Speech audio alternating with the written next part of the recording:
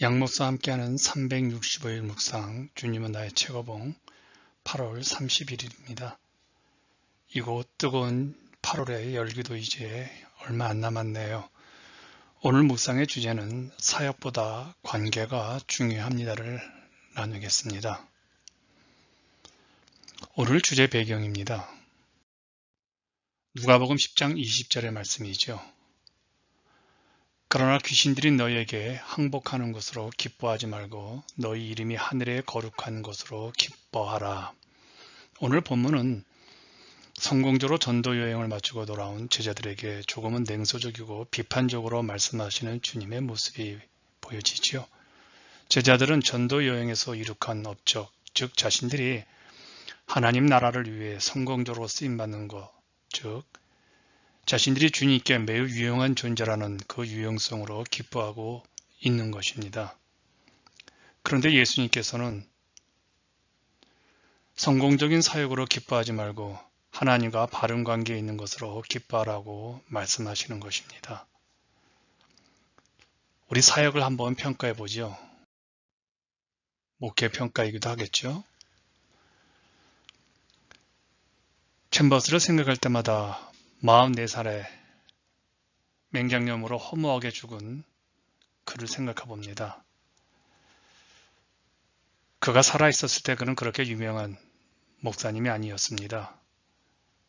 그가 죽었을 때 그의 부고는 이집트의 영자 신문인 이집트 가제트라는 한 곳에만 실릴 정도로 무명의 목사였습니다. 런던과 맨체스터에서 있었던 두 건의 사역만이 그의 생애를 대표할 정도의 인물이었지요. 그런데 그가 세상을 떠난 지 100년 후 지금까지 1300만 명이 넘는 사람들이 그의 책을 읽을 정도로 그는 매우 유명한 목사가 되었습니다. 하나님의 나라에 크게 쓰임받아야 한다는 성공의 척도인 유용성에 평가한다면 챔버스는 살아있을 때 실패한 목회자였습니다. 하나님은 왜 챔버스에게 그의 삶이 오늘처럼 많은 사람들에게 영향을 끼칠 것이라고 미리 말씀해 주지 않으셨을까요? 하나님 왜 우리 목회 현장에 우리의 목회가 성공할 것이라고 조금 미리 귀띔해 주시지 않을까요? 아마도 그것은요, 우리가 비참한 교만에 빠지지 않도록 지켜주시기 위함이라고 생각합니다. 그래서 챔버스는 치열하게 고민하면서 유용성보다는 하나님의 말씀 앞에 순종의 길을 택했던 겁니다. 자신이 얼마나 쓸모있는 존재인가를 알기보다는 차라리 주님만을 알기 위해 치열하게 고민하고 순종을 택했던 것입니다.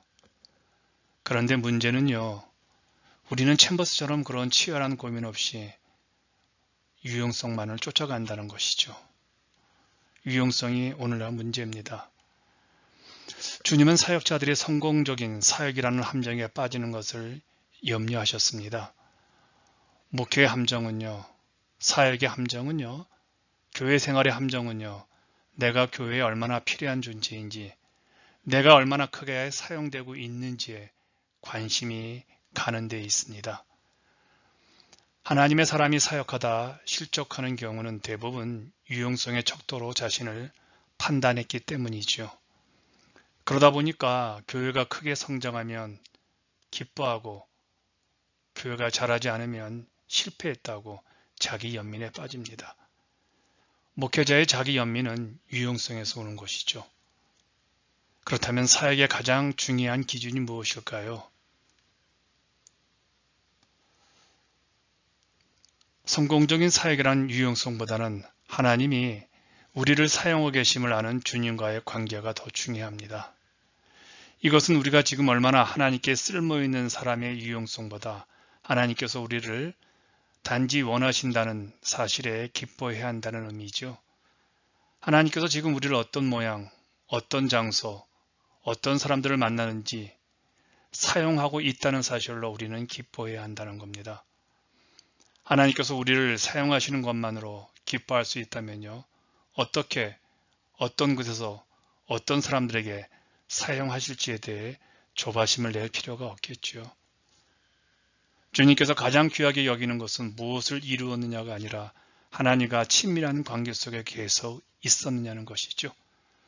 그럼에도 우리가 자신들의 유용성을 선호하는 이유는요, 자꾸 사역을 통해 성공이라는 이루고자 하는 목적을 거기에 초점을 두기 때문에 그렇습니다. 조금 생각을 해봐야 합니다. 사역보다 관계라는 겁니다. 만일 우리가 예수님과 바른 관계에 있다면 우리를 통해 하나님께서 무엇을 하실지 우리는 절대로 예측할 수가 없습니다. 엄청난 사건이 우리 가운데 일어날 겁니다. 우리가 어떠한 상황에 있든 매일 누구를 만나든 주님은 우리를 통해 생명의 물을 흐르게 하실 것이기 때문이죠. 챔버스가 이렇게 말을 합니다. 구원과 성화를 통해 하나님과 바른 관계에 있게 되었다면 당신이 처한 그곳이 바로 하나님께서 친히 정하신 곳임을 기억하십시오. 우리가 발을 딛고 있는 곳이 하나님이 계신 곳이면 우리는 족합니다. 우리가 바로 그곳에서 믿음으로 제대로 반응할 때 하나님께서 어떤 일을 할지 우리의 상상 이상으로 그분께서 역사하실 것입니다. 그러므로 우리는 늘 기도하고 경계해야 합니다. 왜냐하면 하나님께서 우리가 이루어온 업적을 자랑하는 곳에 계신지 아니면 우리가 하는 일로 인해 하나님이 기뻐하신지를 분별해야 하기 때문에 그렇죠.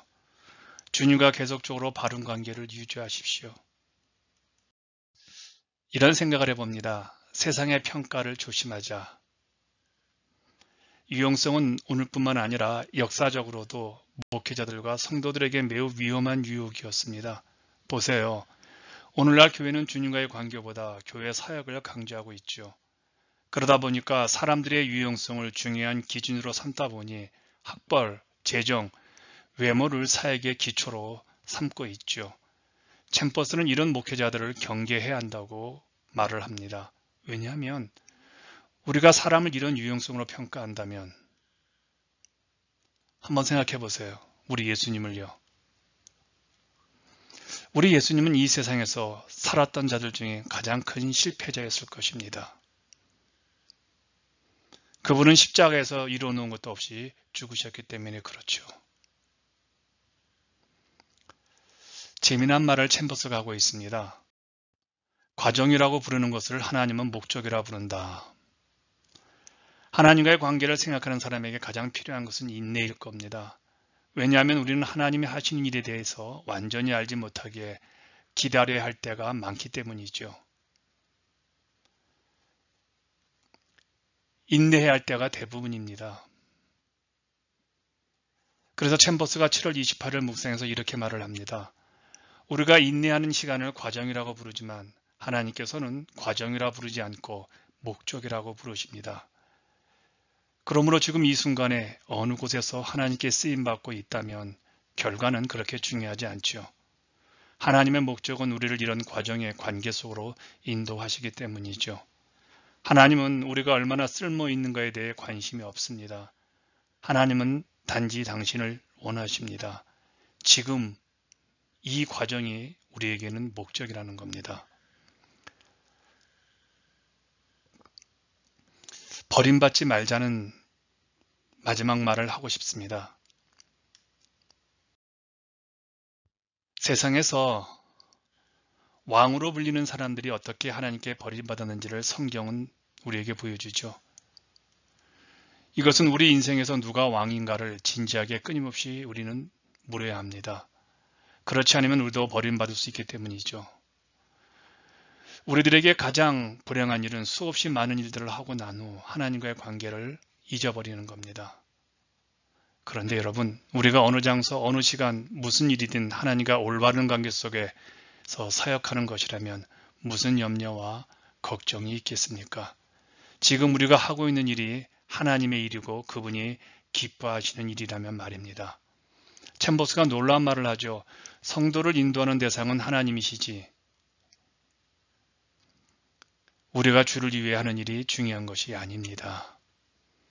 우리가 자기 연민에 주저하지 않고 우리 자신을 주님께 드린다면 우리의 삶은 주님과 그리고 다른 사람들을 기쁘게 할 것입니다. 오늘 이 시간 당신이 고백하고 함께 실천했으면 합니다. 당신은 사역하면서 자신이 하나님과 교회에 얼마나 유용한 사람인지 고민하고 있습니까? 하나님은 당신이 쓸모있는 사람인지 관심이 없습니다. 하나님은 단지 당신을 원하십니다. 하나님은 여전히 당신에게 관계의 친밀함을 묻습니다. 당신이 유용성으로 인한 자기 연민에 주저하지 않고 여전히 주님께 당신을 드린다면 당신의 삶은 주님께 다른 교우들을 기쁘게 할 것입니다. 오늘 하루도 유용성에 신경 쓰지 않냐고 오직 주님과의 관계 속에 하루하루 최선을 다하는 사역에 집중하는 여러분을 응원하겠습니다.